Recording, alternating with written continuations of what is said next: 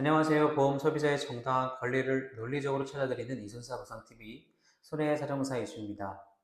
건강검진이나 정밀 검사 중에 신장에서 종양이 발견되었다는 소식을 들으면 누구나 가슴이 철렁하고 눈앞이 캄캄해지기 마련인데요. 다행히 수술은 무사히 마쳤고 주치로부터 완전한 악성암의 형태는 아니니 너무 걱정 마시고 앞으로 예후를 잘 지켜보자는 설명을 들으며 겨우 안도하셨을 텐데요. 하지만 진짜 문제는 치료가 끝난 뒤 보험금을 청구하는 순간에 발생합니다. 분명히 몸 안의 종양을 제거하는 힘든 과정을 거쳤는데 보험사는 왜 약속된 암 진단비의 10%나 20%만 지급하겠다는 하는 걸까요? 그 이유는 환자가 주치의에게 들은 괜찮다는 말의 뜻과 보험사가 암을 나누는 기준이 서로 많이 다르기 때문입니다.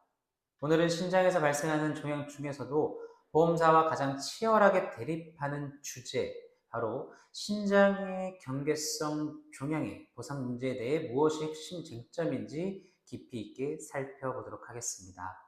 우리 몸에서 노폐물을 걸러주는 신장에는 다양한 종류의 혹이나 종양이 발생할 수 있습니다. 그 중에서도 특히 보험금 분쟁이 빈번하게 발생하는 것이 바로 다발성 낭성 신장 종양인데요. 이 종양을 스스로 정밀 조직 검사를 해보면 저확성도의 경계성 종양으로 진단되는 경우가 상당히 많습니다.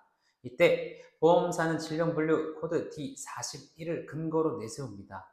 해당 종양은 다른 장기로 전이되거나 주변 조직을 파괴하며 치명하는 암의 전형적인 성격이 거의 없다는 점을 강조하는 것이죠. 결국 보험사는 일반암 진단비 전액이 아니라 그 일부인 10%에서 20% 수준의 경계성 종양 진단비만 소액 지급하는 것으로 심사를 서둘러 마무리하려 합니다. 예를 들어 암 진단비가 1억 원이라면 정당하게 주장할 수 있는 수천만 원의 보상 보험금을 눈앞에서 놓치게 되는 안타까운 상황이 벌어진 셈이죠. 하지만 진단서에 D41 코드가 적혀 있다고 해서 보험사의 주장을 그대로 수용할 필요는 없습니다. 보상 전문가의 시각에서 면밀히 분석해보면 비록 경계성 종양이라는 이름이 붙었더라도 일반암으로 인정받아 마땅한 근거들이 충분히 존재하기 때문이죠.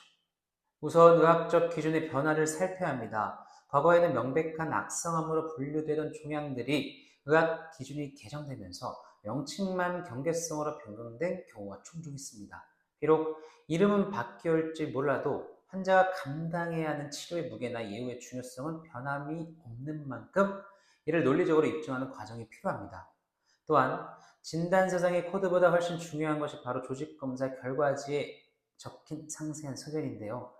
단순히 부여된 코드를 넘어서 세포의 형태, 종양의 증식 성격을 다시 분석하였을 때 아주 일부분이라도 악성암의 특징이 발견된다면 이를 근거로 일반암 진단비 전액 지급을 강력하게 요청할 수 있습니다. 마지막으로 보험 약관의 가입 시점과 법원의 판례를 체계적으로 뒷받침해야 합니다.